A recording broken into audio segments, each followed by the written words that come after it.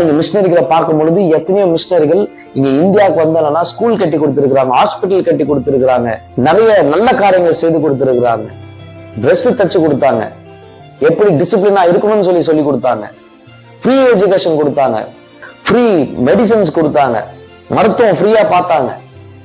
இது எல்லாமே ஃப்ரீயா செஞ்சாங்க. ஆனா இப்பொழுது உள்ள கிறிஸ்தவ ஸ்கூல்ஸ்லயோ இல்ல கிறிஸ்தவ காலேஜ்லயோ கிறிஸ்தவ ஹாஸ்பிட்டல்ஸ்லயோ ஃப்ரீ மெடிகேஷன்ஸ் கொடுக்குறாங்களா, ஃப்ரீ ஸ்டடிஸ் கொடுக்குறாங்களா அப்படின்னு பார்க்கும்போது அது ஒரு கொஸ்டின் மார்க்கா தான் வந்து இருக்கு.